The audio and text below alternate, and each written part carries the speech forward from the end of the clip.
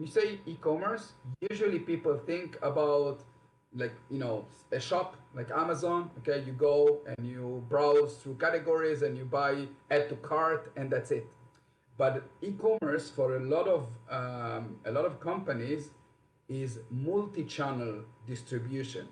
So they sell their whatever product, let's say hotels, they sell their rooms, or flights, or whatever.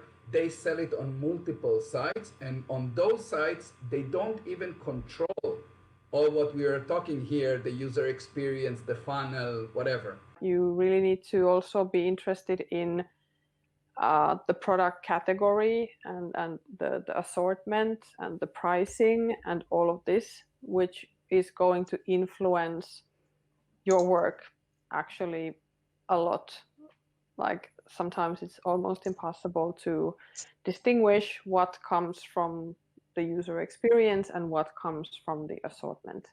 And they kind of have to play together really well for you to be successful. Because you want to make sure that whatever you do, you're making sure that that conversion, curve keeps going high, and your product decisions, your pricing decisions, your UX, your technology, whatever decision you're making sure that you're keeping that conversion. Conversion is more or less like your North Star, you're making sure that that conversion is in your mind at all times. Hello, Leaguers, and welcome to today's Ask Me Anything session. And today, it's Ask Me Anything about e-commerce product management. Now, e-commerce product management is an interesting subject, not because, it is an interesting subject, but not because it is an interesting subject, because it's a big, big subject. When we're talking about e-commerce, we're talking about a domain that is too big to be just identified with one word, e-commerce, because we're talking about the platforms that you are seeing and using when you're going online to purchase something. Talking about the analytic systems behind the scene. We are talking about working with vendors. We are talking about management of CRM and so many other tools that the organization are using. And we're talking about a product manager or a team of product managers that sit in the room, and the only thing they want is for their user to have the most meaningful and great experience. Because guess what? If there is a domain where it's so easy to identify if a customer is having fun or not, is e-commerce, because, if you're doing that, then you're spending money. So today we're going to talk about all that. We're going to talk about user experience. We're going to talk about creating trust. We're going to talk about analytics and data. We're going to talk about your team and how to work as a product manager within this domain. So many interesting and valuable subjects for you to learn as product professionals, because even if today you're not working in an e-commerce product, guess what? You may do that within a year, and then you'll be happy for joining us today. And to do that, I ask 3 talented, dedicated, and experienced product leaders from Product League to join us today and share their experience with us. Now, before we dive in and I ask them to join our virtual stage, nice to meet you. My name is Maria Cassis. I'm the founder and general manager of Product League, and what we do is helping you to become the best product manager you can be. We offer a mentoring program for product managers by product managers, where for 4 months you're spending time with us and with our dedicated and experienced mentors, our e-learning system, our events, everything that you need to do and learn and take part in to become the best product manager you can be. So we're here for you. And we would love to get to know you better. So if you're new here, please make sure to hit the like button both for this video and our page, so we could reach out to you and invite you to next events and special offers and, just the very interesting product parties that we are having. So with that in mind, I want to call to the stage very important, nice, meaningful, talented, all the great words that you can think of, to the stage. We'll have Martin joining us, Terhi, and Tolulope. Now, these are not just Martin, Terhi, and Tolulope. I want you to know who these wonderful mentors are. So joining us live from Berlin, get ready to learn from Terhi Hänninen, Senior Product Manager at Zalando and Product League Mentor. Terhi is a curious problem solver and a determined builder by nature, which is why she's always been a product person no matter the role or the title. Her strengths include cooperation with multiple stakeholders, seeing the big picture, dealing with complexity, and the ability to align and prioritize for the main goal. Terhi speaks tech, business, and strategy. She is a bridge builder who does not want to be siloed. How are you today, Terhi? Thank you for joining us. Hello, hello. Happy to have you here with us. Yeah, great to be here. Perfect. And we are moving to Paris, where we have Tolulope Ayeni joining us at the stage. Live from Paris, lead product manager at Rexel Group and product league mentor. Tolulope is a product leader with over 11 years experience in building high business impact products and 7 years of leading agile and product teams. With wide B2B experience across different sectors in large, medium, and small scale companies, Tolulope drives product strategy, encouraging products provide expected business value and best-in-class customer experience. And we are so happy to have you here with us. How are you? I'm good. Hello. Nice to meet you all. Great to have you. And last but not least, joining us live from Tel Aviv, please shout out a big hello to Martin Sabag, VP Product at Fornova and Product League Mentor. Martin has over 10 years of experience in product management, industry analysis, and both inbound and outbound marketing. He's energetic and passionate. That's true. You should know that. He's very energetic and very passionate about product management. Always strive to achieve business success by meeting user needs through continual planning and execution of product solution while meeting the company's goals. How are you today, Martin? Great, thanks for having me here. Happy to. And it's also great for you guys to know that both Martin and Tolulope, it's their second time as mentors with us at Product League. For now, it's only the first time of Terhi, but we are looking forward to having you with us in future batches. But it's also Tolulope and Terhi second time going on this MAA session. So if by any chance you missed the previous time we have them on stage, please make sure to look for the links in the comments because you want to watch this one.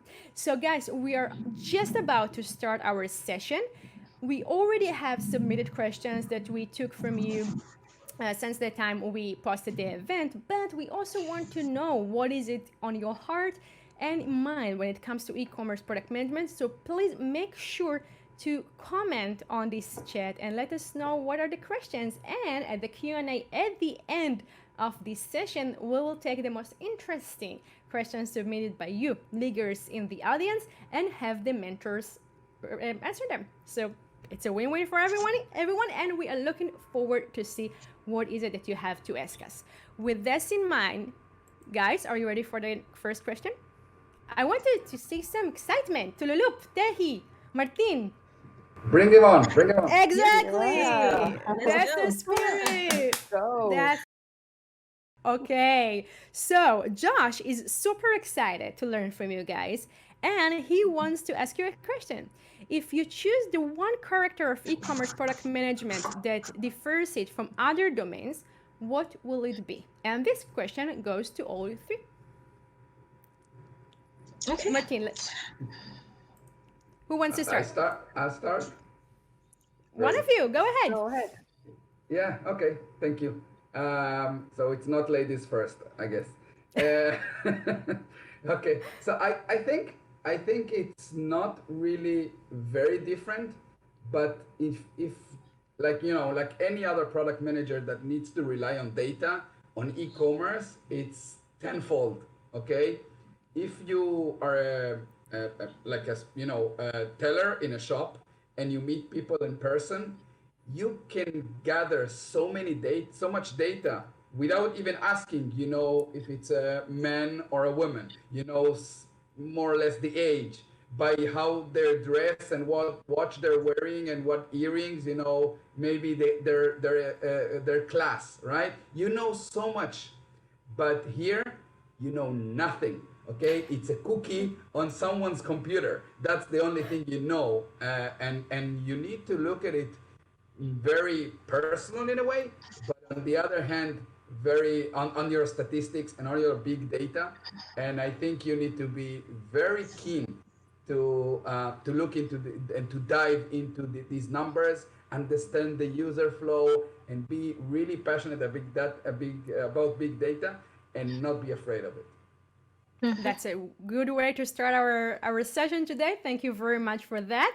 In the meantime, when before we are moving to you, Terhi, Martin, can I ask you to mute your mic when you're not on, because there is some background noise that is hurting the session. Sorry for that, but it just to allow us to hear you all better. Okay, Terhi, what is your point of view? What is different about e-commerce than other domains? Well, first of all, I totally agree with Martin. One thing that is maybe different in e-commerce to, let's say, the tech companies is that the software is not the product. Mm-hmm. So the product is actually the thing that the user gets when they receive the package.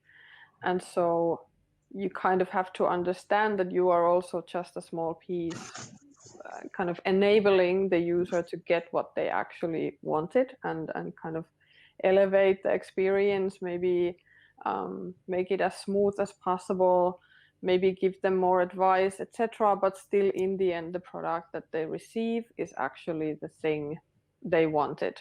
Like, they don't come to you often just to kind of have fun and kind of spend time, engage with other people. They come for this thing to buy.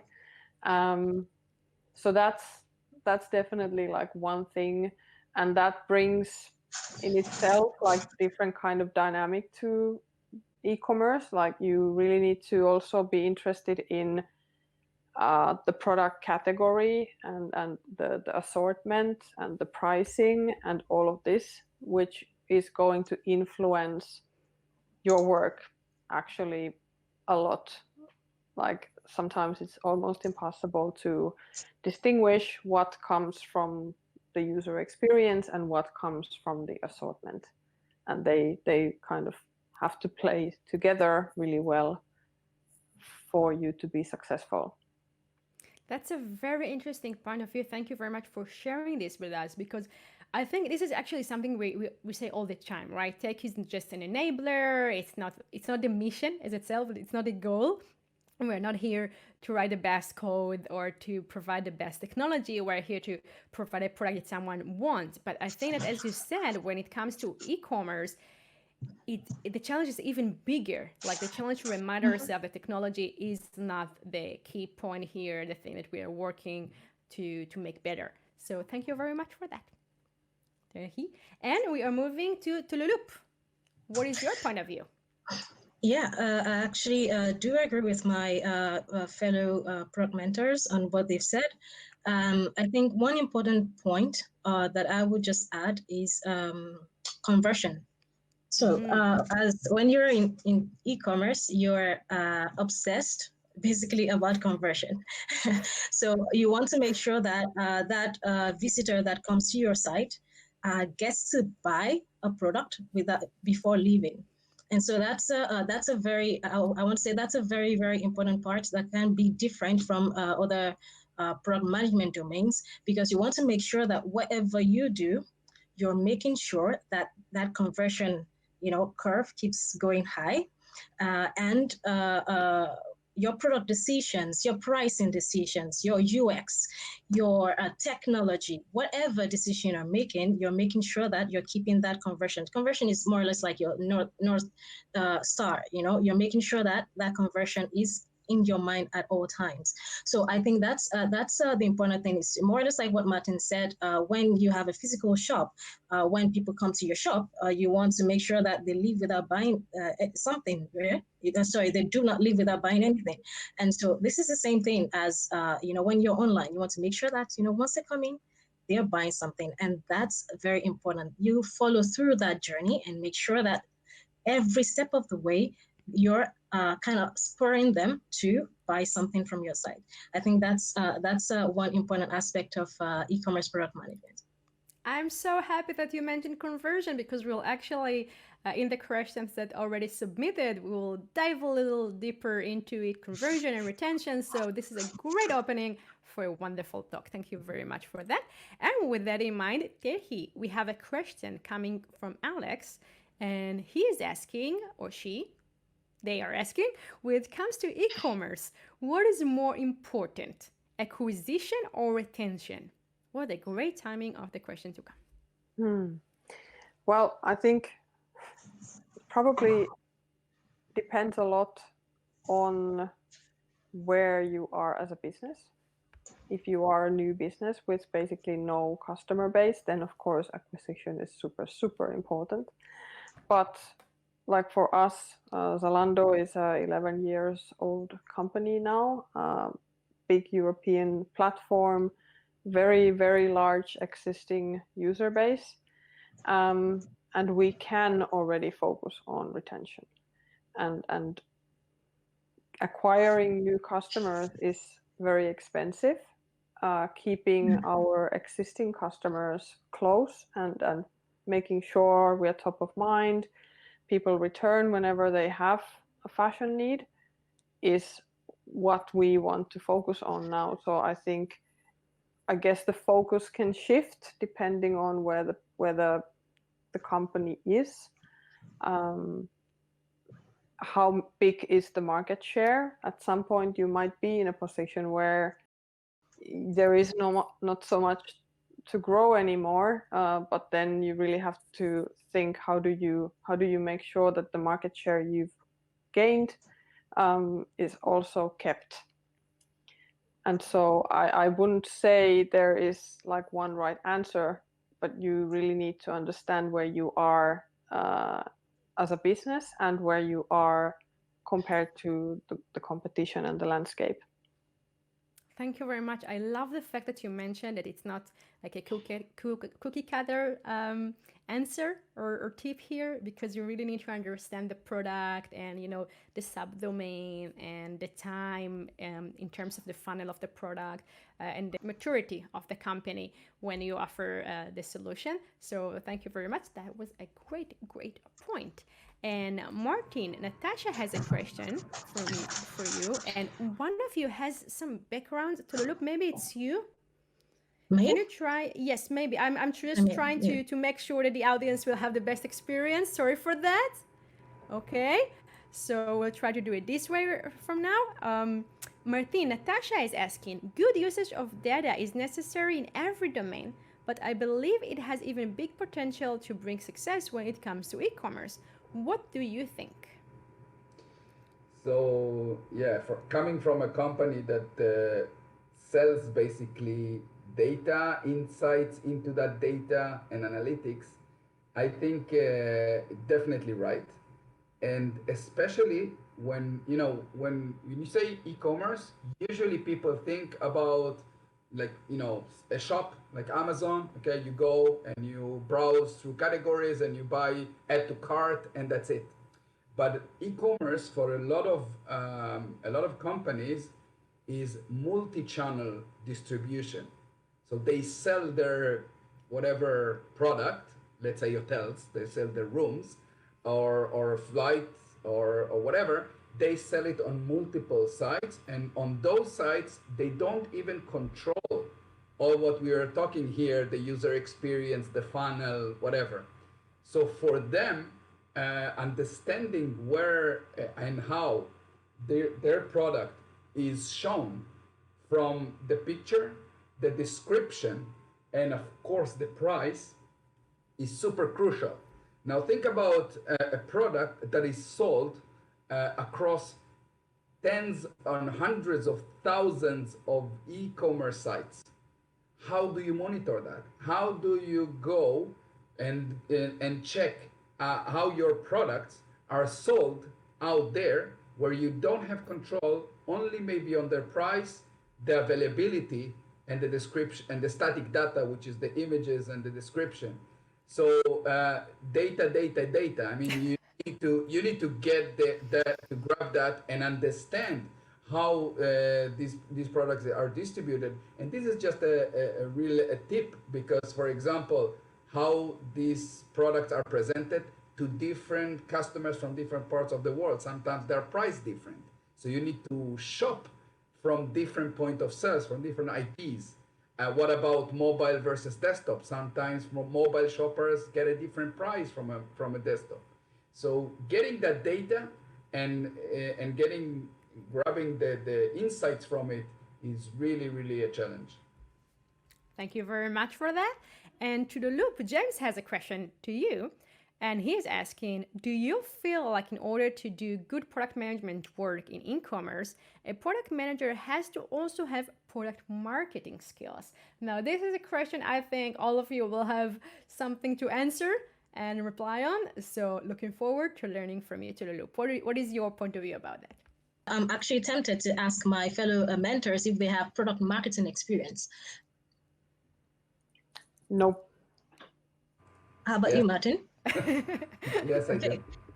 Good. So actually that answers, I don't actually, and you can see, I think it already answers your question, James. It is not a prerequisite to have, to be a product marketer in order to be a good e-commerce product manager. It is not. You can always get that expertise from people that have product marketing experience. So it's not really important. It will help, which in the case of Martin, for example, is definitely an add-on that will help to inform how you set your pricing, how you set up the sales in order to make sure you generate revenue. That is, a very good skill to have, for yourself. And that can help you, of course, in the product management, but it's not imperative. It's not compulsory for you to be a product, for you to have product marketing skills, to be a good e-commerce product manager. Maybe I can. Yes, of course. Yes. Exactly. This is what I was about to ask. So good. Yeah. So, of course, my point of view is coming from a slightly bigger company. So, for us, I would say the product manager doesn't participate that much in like running the business anymore. So we have a specialized marketing team, we have a specialized category management team, we have specialized market management team, and the product managers are really focusing on the customer experience and not so much how the daily business is run on the platform. So in our case, for instance, I would be surprised if like that would be required from a product manager in a bigger e-commerce company. So the profile becomes a much more kind of specialized in the UX of e-commerce rather than running the actual e-commerce business. Interesting. This is what I love about having these sessions, that although we're doing them online, it's just like we're sitting somewhere, just having a chill evening or morning, depends on where in the world you are, and having a product talk. And, sharing these different experiences, and in different experiences in mind. Martin, what do you have to say about this subject? I think I want to add something to Terhi, because I think she's very right. When you grow, the product grows, you start focusing your product team into the different areas of the product that will bring most value. Okay. For example, if you need, and that relates to the first topic or the previous topic of whether you need retention or getting more users. So if, for example, you understand that in the funnel you have a problem on onboarding new customers to the platform, then you would take a product manager to focus on that.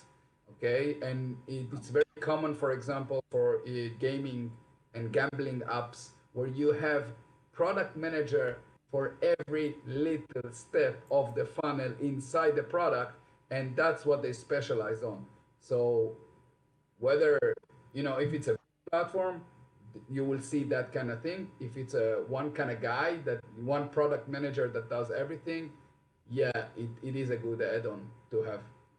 So what you're saying basically that it also goes to what stage the company is in, because if we're talking like a startup company, like you just saying, one person or two people show, then probably this will be a good thing to have in the team.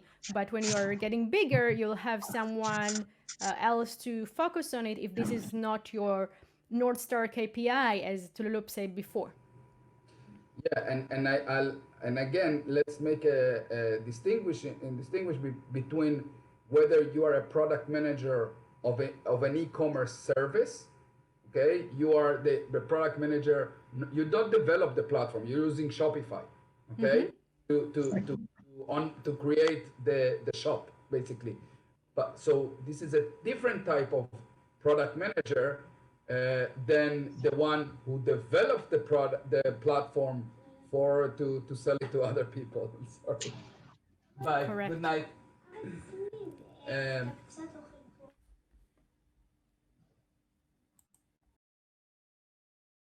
yeah, sorry about Working from home live, guys. That- This is the real truth behind the scenes about doing things from home these days.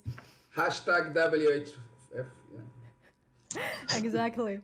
So again, it's a very different. I mean, if you are operating the platform, you're operating a service, and you're a product manager service, I think you would need much more marketing and operational point of view rather than technical, because you're not developing any technology, you're just using something and adapting it to what you as opposed to a company that actually develops the platform for others to use, kind of a B2B service.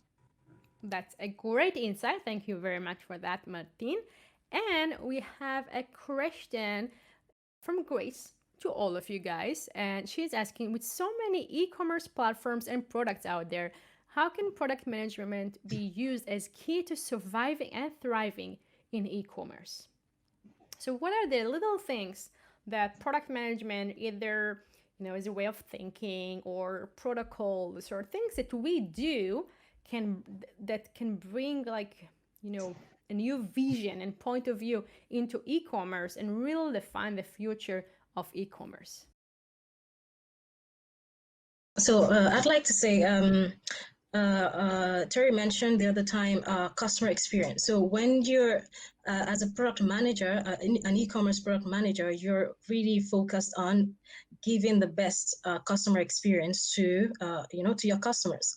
Again, looking at the analogy of going to a shop. So if you have a physical shop and then you have a competitor just right beside you. Okay, if a customer walks into your shop and then you don't say hi, you totally ignore the customer, and then for me as a customer, I would just walk into the next shop, and that's exactly what customers will do on your web shop. If you don't have a best customer experience, they can easily switch to, I don't know, Amazon. They can easily switch to I don't know, La Redoute, for example, in France. So this is an important aspect. And so as a product manager, kind of making sure that you get the best customer experience out there on your website, on your e-commerce site, and making sure that you're prioritizing also the right things. And how do you prioritize the right things? Martin also talked about data. It's a lot about research. What data do you have about your conversion? What data do you have about the funnel?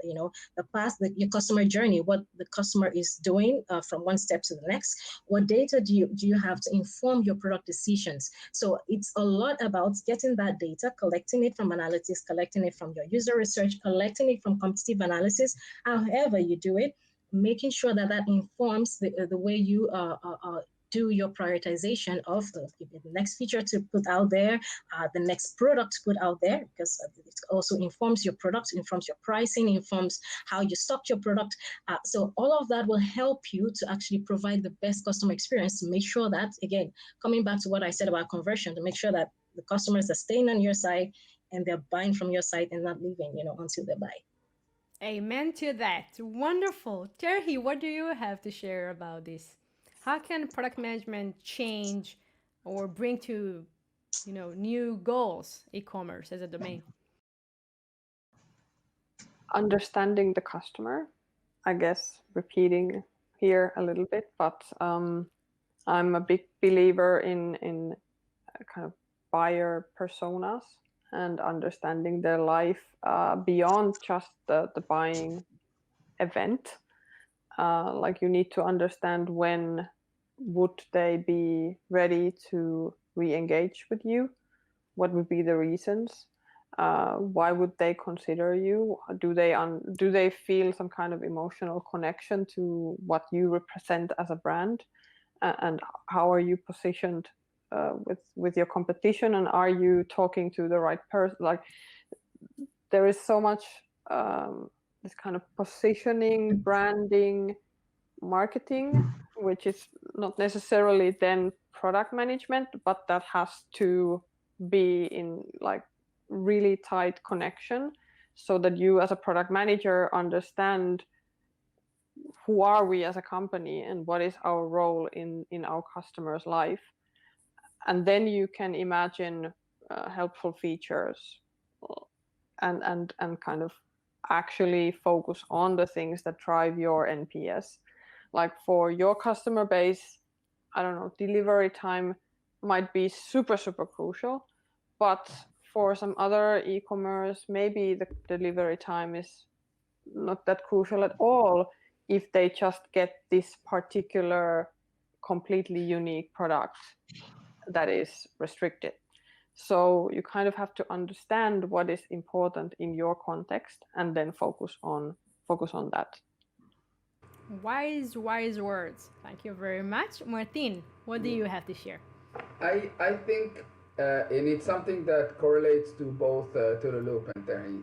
I think as a product manager, you need to think in a holistic way. I see too many product managers that are focused on the technology and the feature, okay?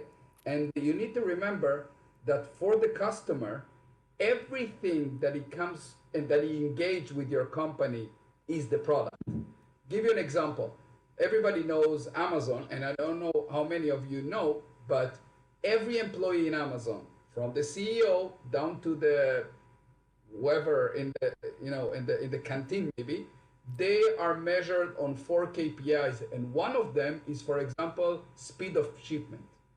Okay, not conversions, not anything else. Is a ship. Why?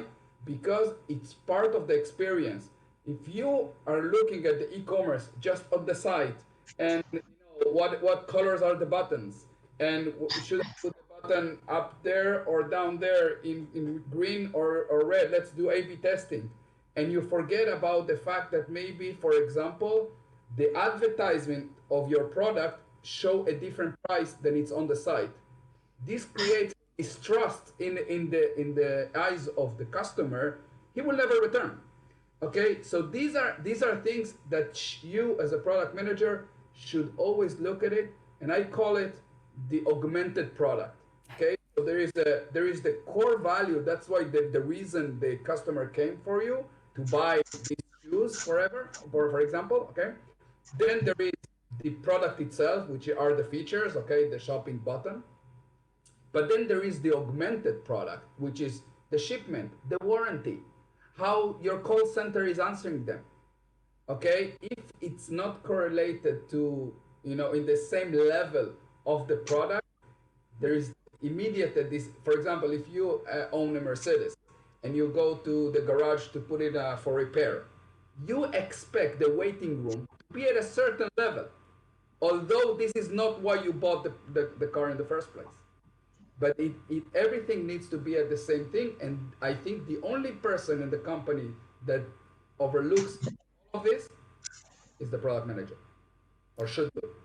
That's great, because it actually goes back to what you all said before, you all three, that e-commerce is, electronic commerce. So the challenges that you are dealing with or have the opportunity, to bring value by as product manager in the e-commerce domain have to do both with electronic aspect of product, like you mentioned, the buttons or the colors or where is it positioned on the screen, but it also the commerce aspect of it, like you mentioned before, and to loop you as well. If you go by a store and you won't get a good service, that's user experience as well. So I'm so happy that you guys mentioned that, Because Martine, as you said, it's not about the technology, right? It's about the whole experience of the user, and what is it, the effect that you are leaving with them when they are getting the product. Are they happy? Are they satisfied? Aren't they? So this is a very important and valid point. Thank you very much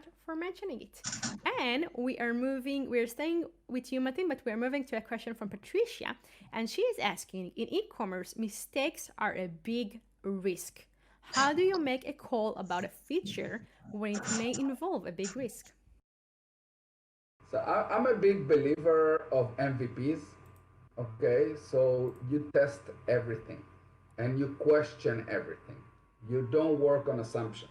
So that means that you validate every assumption you have with a few customers, a focus group, or for example, you do A/B testing and you validate on just a group of, and you monitor that conversion, that North Star, like Tolulope says, and then you get indication, are you in the right way, or no, it's a big no, and you stop it before it actually affects all your customer base, or something much critical. So it's always testing, and not releasing something based on assumptions, or something. That's what I would do. It's great. I think that here, a sentence we are using in product management overall, but it may be even more important to use here. You're not the user, right? So all assumptions that we have and all hypotheses that we have need to be tested, and tested. So this is a very valid point. Thank you very much for that. And Chululuk, Marie has a question to you, and she's asking, when working with designers, what are your tips for guiding them towards better decisions and less of pretty to look at designs, right? We're talking about user experience. We're talking about not just focusing on having these most beautiful buttons, but really take the decisions that will bring value to the users. So what are your tips for that?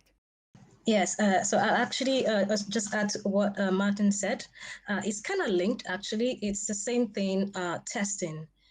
You want to take a big risk, you're not sure, make sure you're testing. Prototyping, that's the word I wanted to add.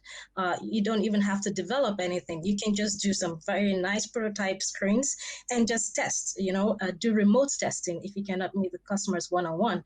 And to answer Mary's questions, is before designers make a decision on a correct design, what I and my team would usually ask is, have you done your research? It's a very simple question, but the research actually involves a lot of things. Have you spoken to the customer? Have you gotten customer feedback? Have you checked data on what they're using? We all know that data usually would just tell you what they're doing, but it would not tell you why they're doing it. So in order to know why, you need to go check with the customers. You need to talk to them. And it could be anything. It could be focus groups. It could be meeting the customers, one-on-one interviews, observation. So it's basically doing a lot of research. And what good thing actually today is that we have Baymart, for example. I don't know if people know Baymart. They've kind of collated all the different best practices in terms of e-commerce together on one side.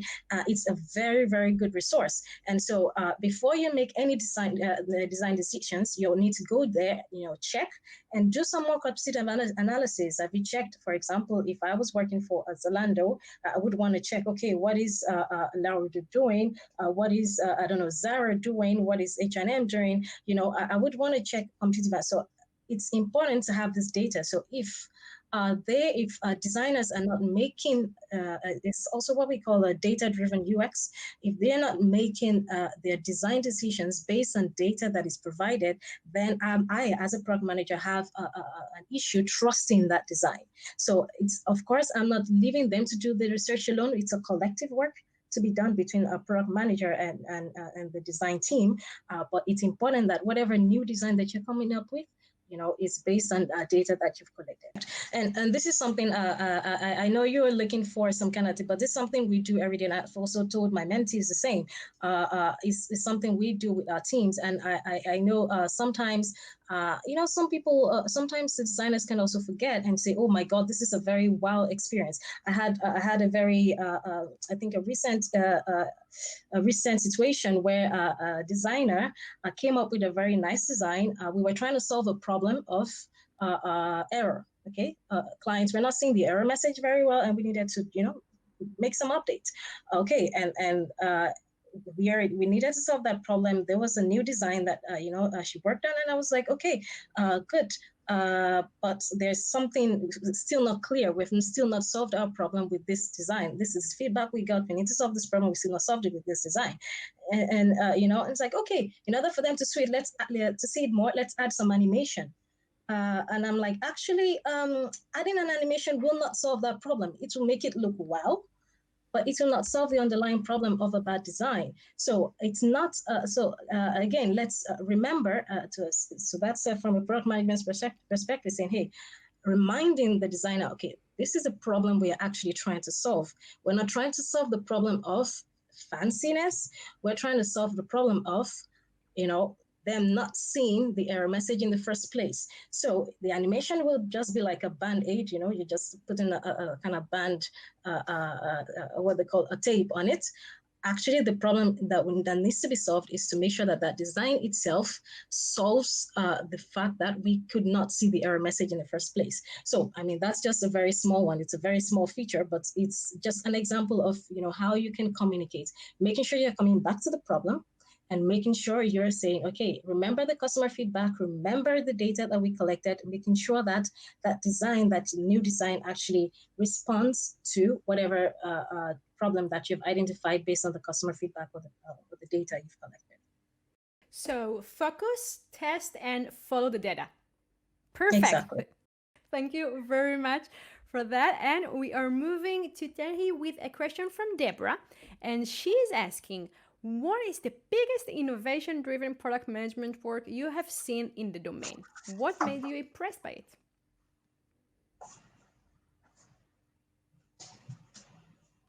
I've seen a lot of really interesting concepts floating around on kind of AR, VR, virtual try-ons, kind of virtual shop rooms, etc.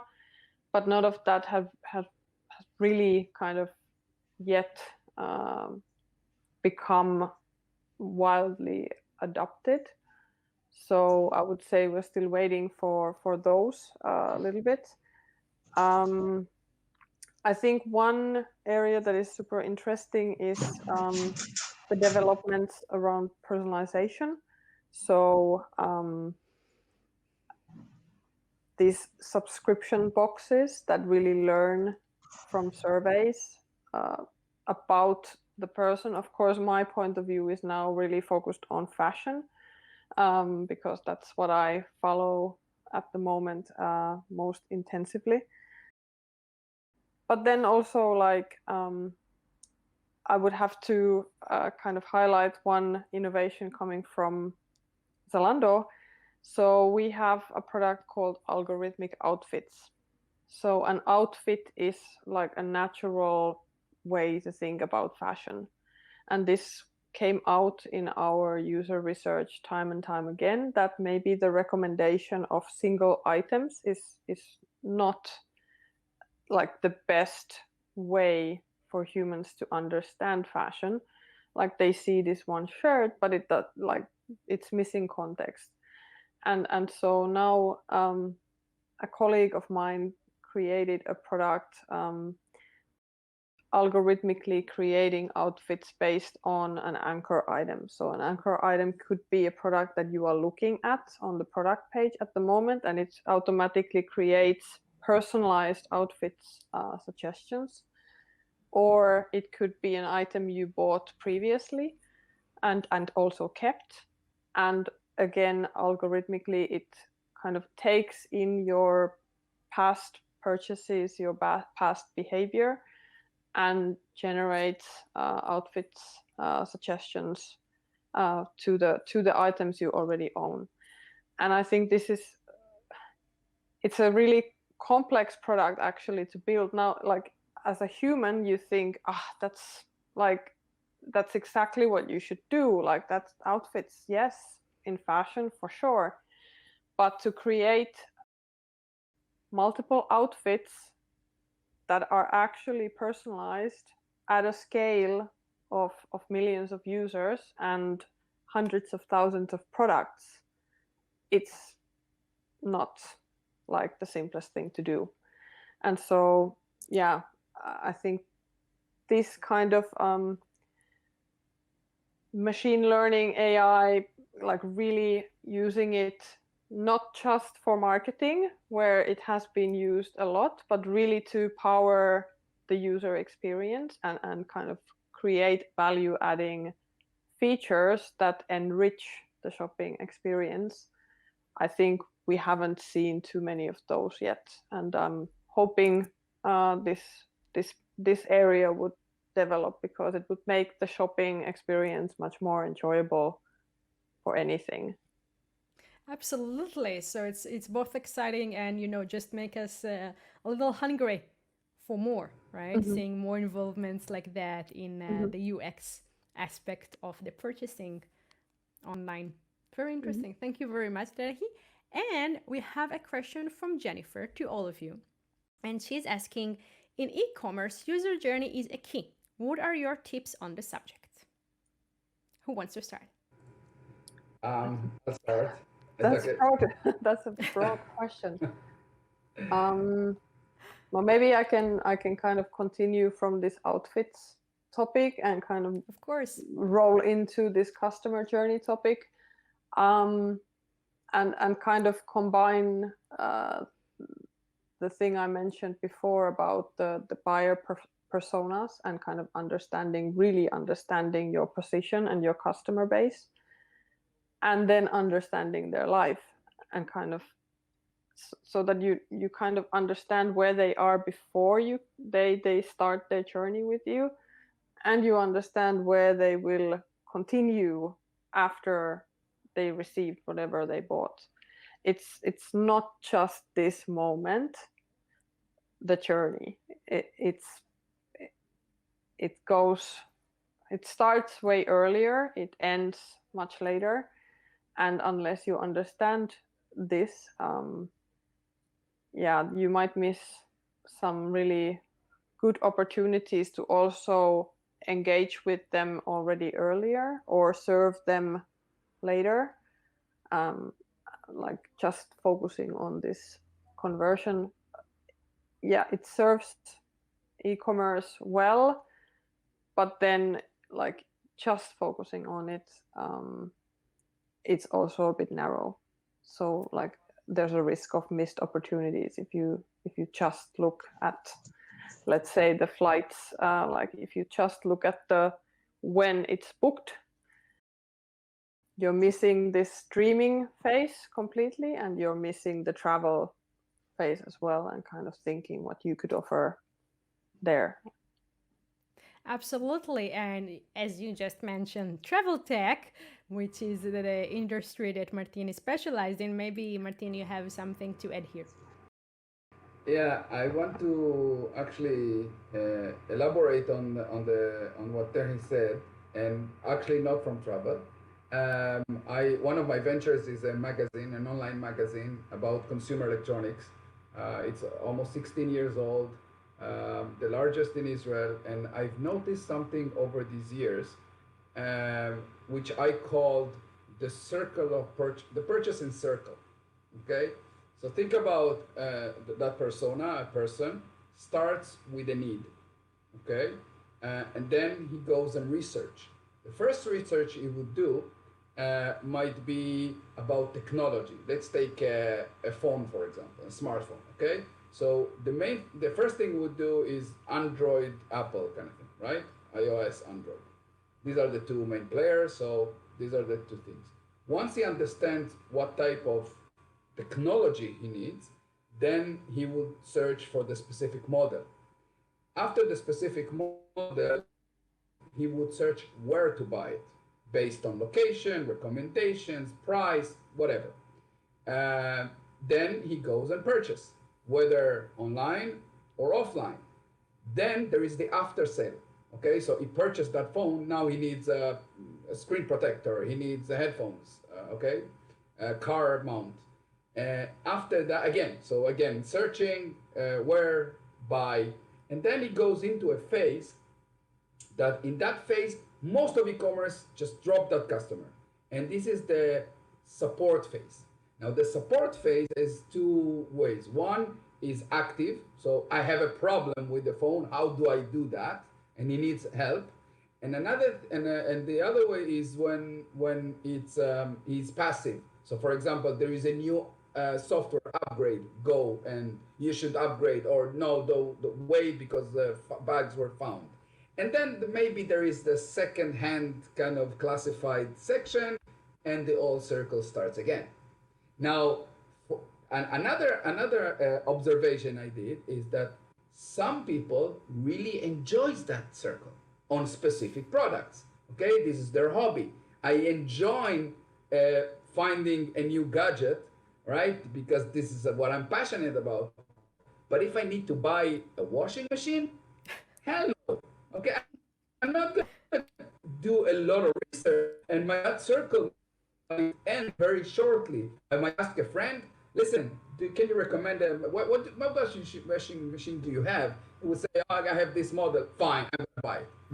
That ends the whole thing. Now, understanding these type of personas, and as Terhi said, that the circle starts way before and ends way after he leaves your website is crucial, because there's a lot you can engage, you can retain, you can upsell, and you can create value even by just getting a great support site made by the crowd. You don't need to even hire people. Just create big, nice forums, drive the engagement, and keep those early adopters and thought leaders on your website, and that's a great value. Especially when customer acquisition cost is so high these days. So we better maximize the opportunity and make sure we take everything that we can on this opportunity. So Tolulope, Mia has a question, and she's asking, do you feel like the e-commerce domain is more A/B testing oriented than others?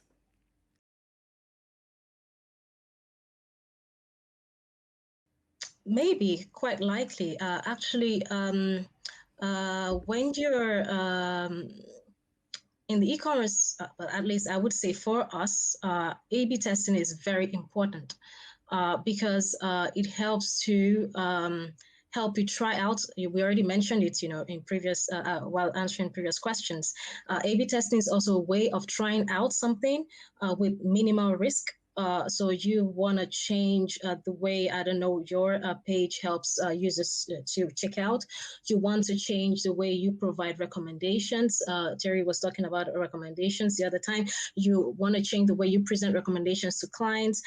So you just want to, tread softly, and you don't want to come out with a big bang and change everything, because it's also important that you're keeping your site functional, and you continue to engage the customer. You're not disrupting the experience. So A/B testing helps you to basically, test before you change everything. So it's very important. I know that in B2C, I mean, I'm in B2B e-commerce, and so we do A/B testing. And B2C sites, they do a lot. I know for Amazon, for example, they do a lot of A/B testing. And sometimes I go to the site and I'm looking at, my friend is looking at Amazon, and we're not seeing exactly the same thing. So A/B testing is really, really important to help to make decisions about new features, new things that you would like to put,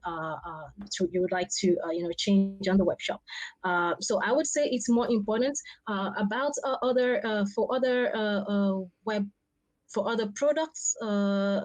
Maybe not that much, not as much as A/B testing, because again, remember that whatever changes you make on the web shop will determine whether you're going to, whether customers are going to buy on your web shop or not. Of course, we also have the other parts of the pricing. We have the other parts of whether the product is in stock or not. Of course, that will inform that decision. But if you make any abrupt changes on your web shop, then definitely your customers might not be engaged enough, might not be ready to buy. So it's very important. I know we do this A/B testings. Most of the time we do A/B testings to make sure that we do not push features out there that will not be used by the customers, or that might disrupt the customer's sales funnel journey, and that might prevent them from basically conversing, basically from buying products on shop. So it's more important, I would say, than in other product management. Lovely. Thank you very May I much. add one word Yes. on? Of course, Yeah, jump in.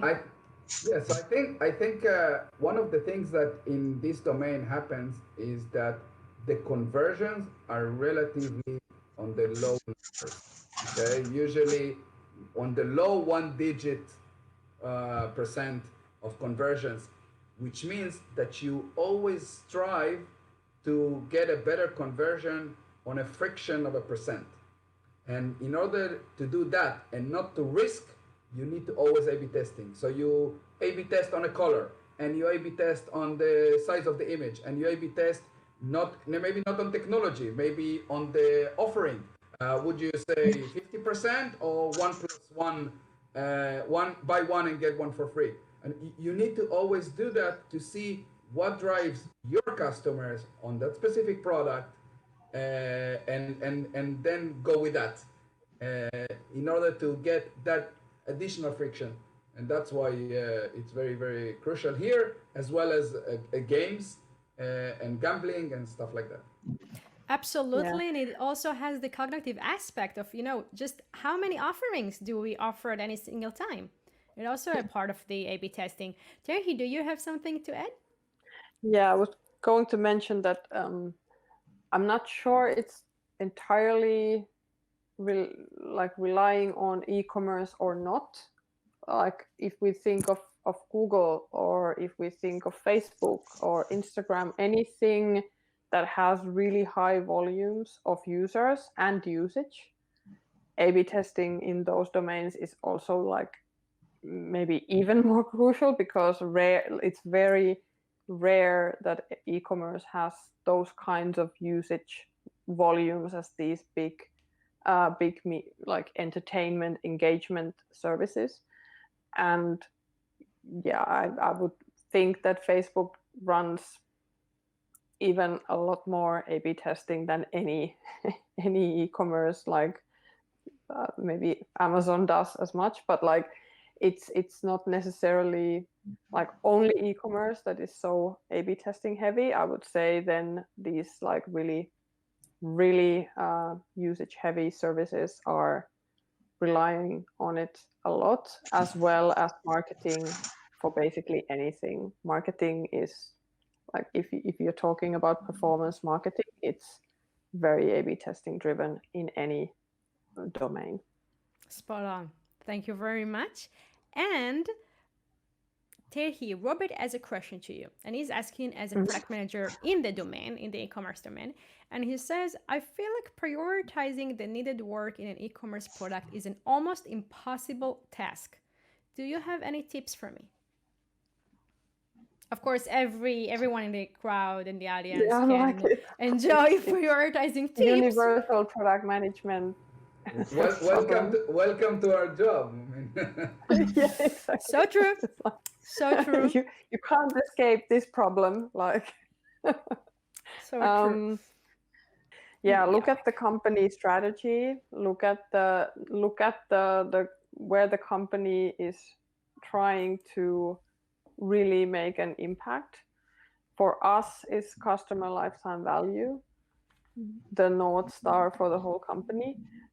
And I think it's actually relatively simple, then like simplified, but I could just look at what really drives customer lifetime value, and that's what I'm going to be working on.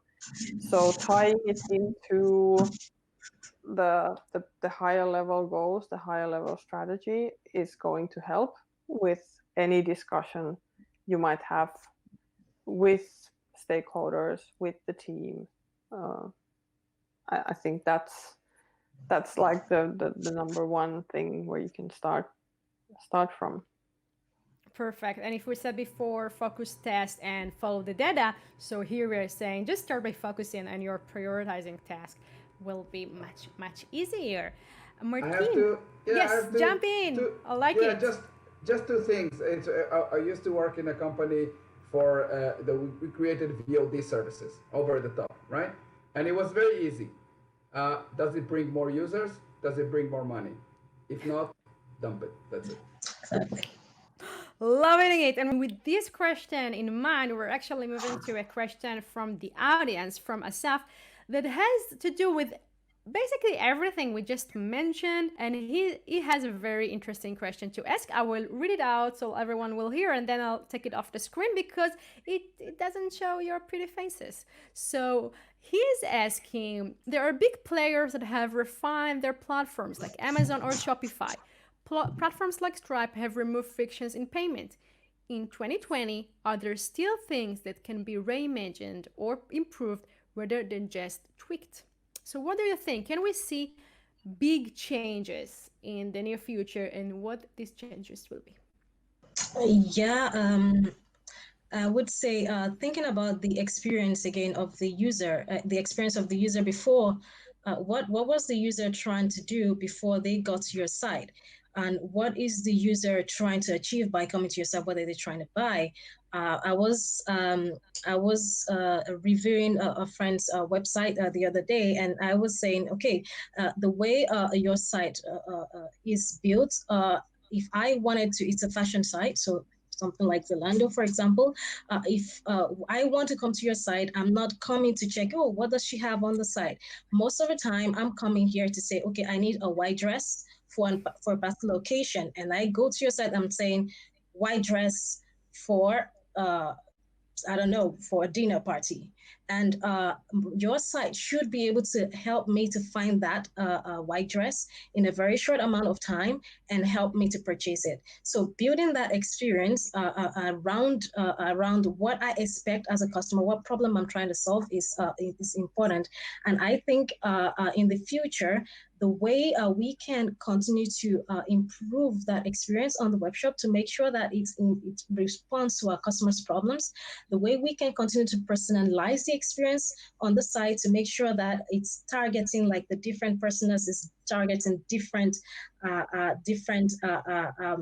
needs and customer problems, is exactly how we is how we're going to help to solve more customer problems in the future, and how we're going to continue to enhance e-commerce platforms.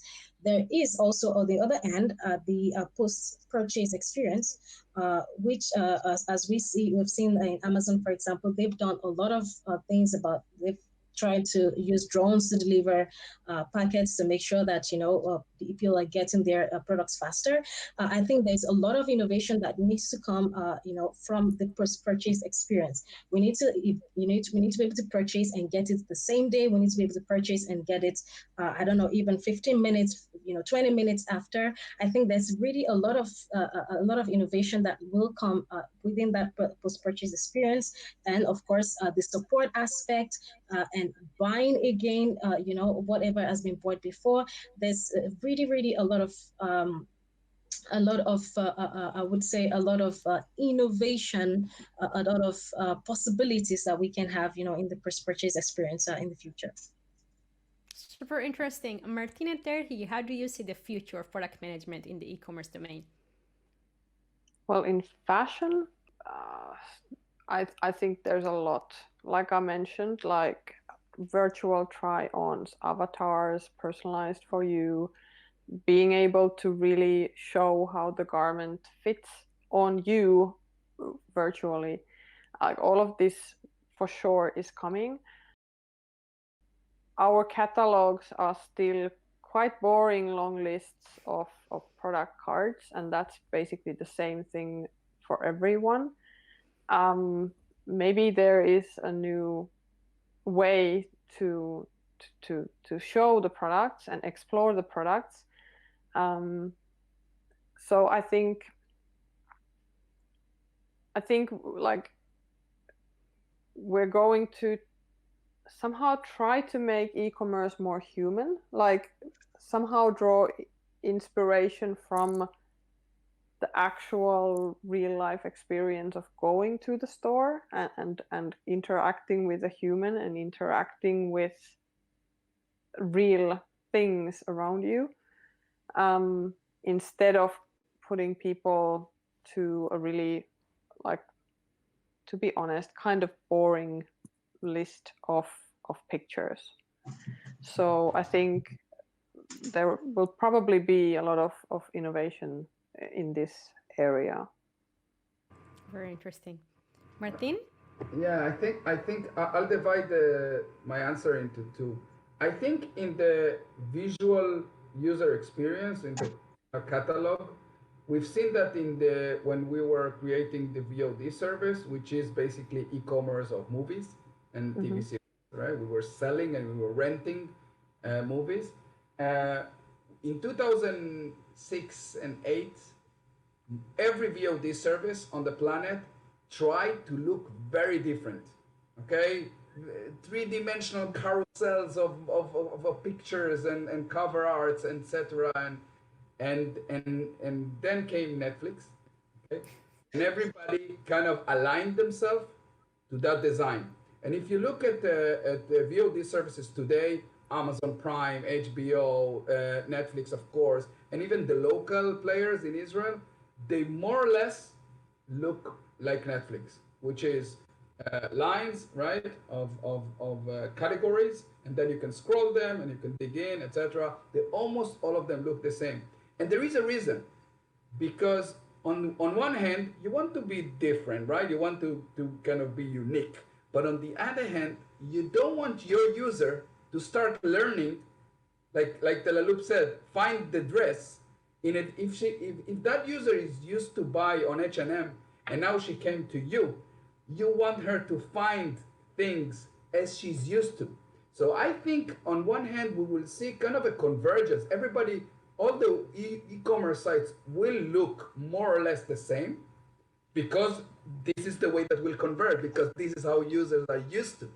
On the other hand, I think the biggest challenge is how we move users that used to buy these products offline into the online. For example, TV. In Israel, pre-COVID, right? TVs, 90% of TVs are still bought offline. The research is done online. They're comparing prices online. They're doing everything online, but they will buy it offline. They still need to see it with their eyes. They don't trust a picture on the website. So I think, and the innovation won't come by, okay, I will give you a higher resolution picture on the screen. It won't work.